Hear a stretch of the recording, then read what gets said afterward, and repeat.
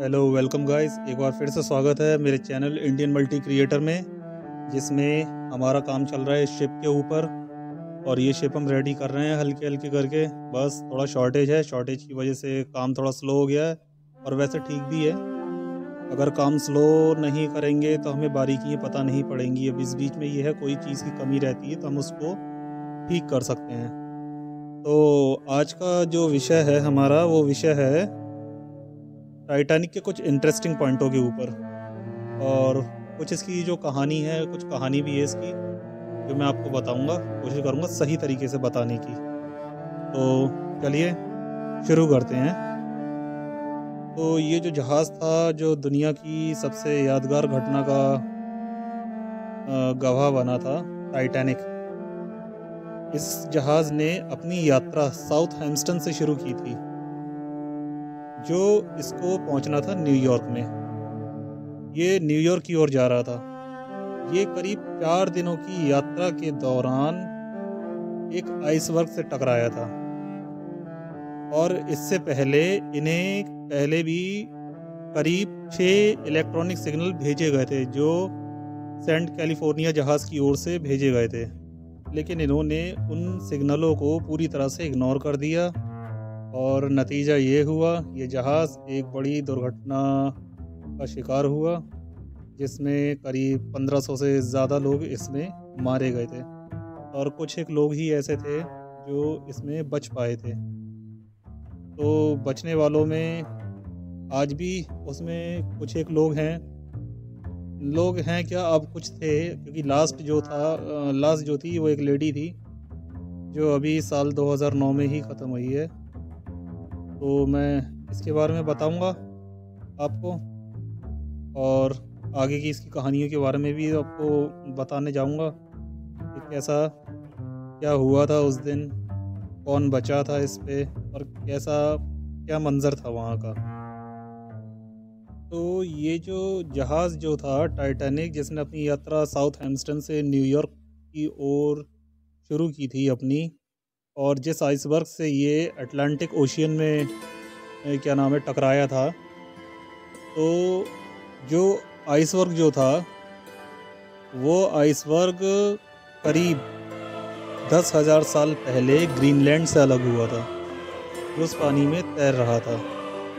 अब जब ये जो इसके साथ जो घटना जो घटित हुई थी, जो आइसबर्ग जो था, जो पानी में जो तैर रहा था, जिससे ये टकराया था, कंडीशन क्या थी उसमें, क्योंकि ये आइसबर्ग जो था ये खुद भी करीब 100 फीट ऊंचा था, और टक्कर के करीब 2 हफ्ते के बाद ही ये भी पूरी तरह से ख़त्म हो चुका था। और जहाँ ये डूबा था, वहाँ के पानी का तापमान करीब -2 डिग्री सेल्सियस के करीब रहा था।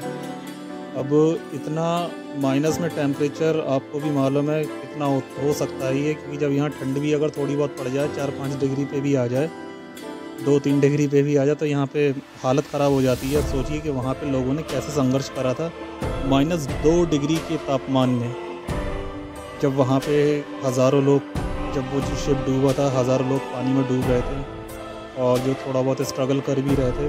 सोचिए उनकी क्या हालत हुई होगी वहाँ पर। अब अगर वैज्ञानिक राय के हिसाब से अगर माने, तो इतने ठंडे पानी में किसी भी इंसान का ज़्यादा देर टिक पाना मुमकिन नहीं है, क्योंकि ये जो टेम्परेचर था, इसमें अगर कोई स्ट्रगल करता भी तो ज़्यादा से ज़्यादा 15 मिनट या हद है ज़्यादा से ज़्यादा 20 मिनट तक ही टिक सकता था।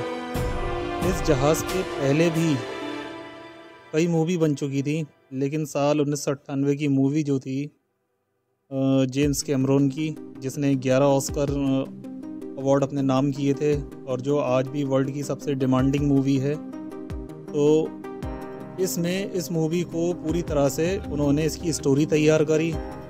स्टोरी तैयार करने के बाद में इस मूवी को लॉन्च किया, लोगों ने काफ़ी इसको पसंद करा, और फिर इसकी जो कहानी जो थी, टाइटैनिक की जो वजह जो थी डूबने की, तो उसके बारे में भी लोग जान पाए। वैसे तो इस शिप के ऊपर कई मूवियाँ बन चुकी हैं, टाइटैनिक के ऊपर ऐसी बहुत सी मूवी हैं जो पुराने टाइम से बनती चली आ रही हैं। जब ये डूबा था, कैसे डूबा था, तो उन मूवियों में अपने अपने तरीके से बताया गया था। लेकिन जेम्स कैमरून की मूवी ने इस जो शिप जो था, इसके साथ जो घटना घटित हुई थी, उसको बहुत अच्छे से उन्होंने एक्सप्लेन करा इसमें और बताया कि ये जहाज़ किस तरह पानी की गहराइयों में समा गया।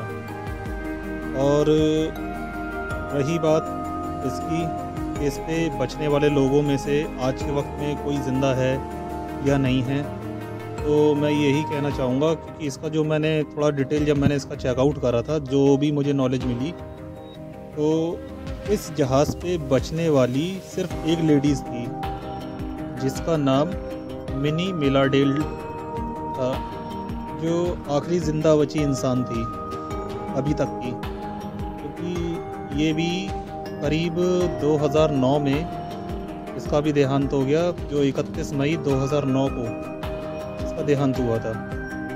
ये टाइटैनिक पे सबसे छोटी थी उस वक्त।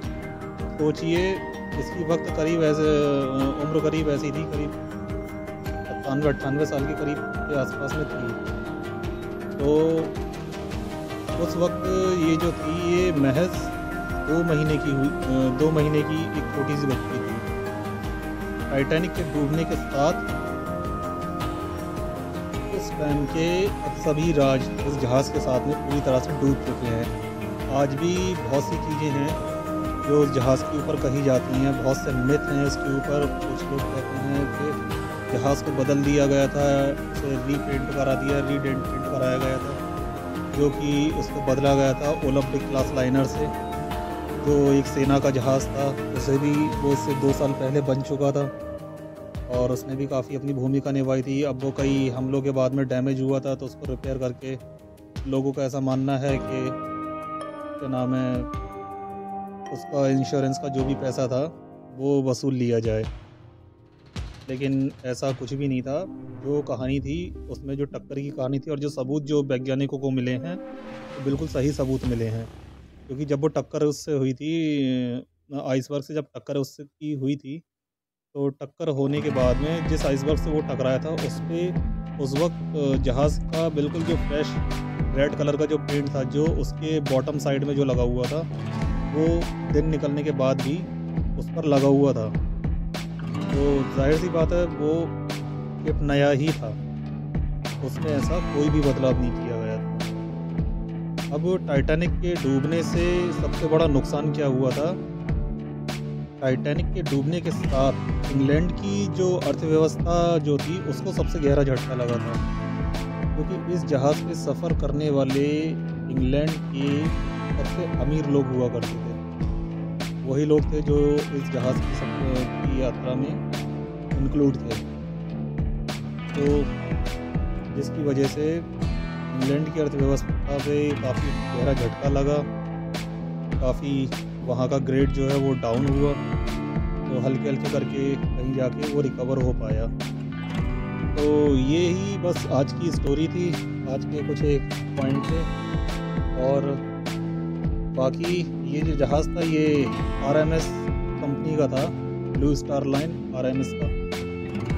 तो RMS के आज भी जहाज़ आते हैं, आज भी बनते हैं जहाज़, आज भी बहुत से जहाज़ हैं, क्वीन मैरी है और भी जहाज़ हैं, वो सब RMS कंपनी के ही हैं। अब जो इसकी है वाइट स्टार लाइन कंपनी, वो अब है या नहीं, इसका तो नहीं पता अब। लेकिन आज के वक्त में इससे भी ज़्यादा बड़े बड़े जहाज़ आ चुके हैं। मुझे और जहाज़ों के तो खैर नाम नहीं मालूम है, लेकिन हाँ, जो इस वक्त का, इस दौर का और इस दुनिया का जो सबसे बड़ा जहाज़ जो है, वो है icon of the sea symphony.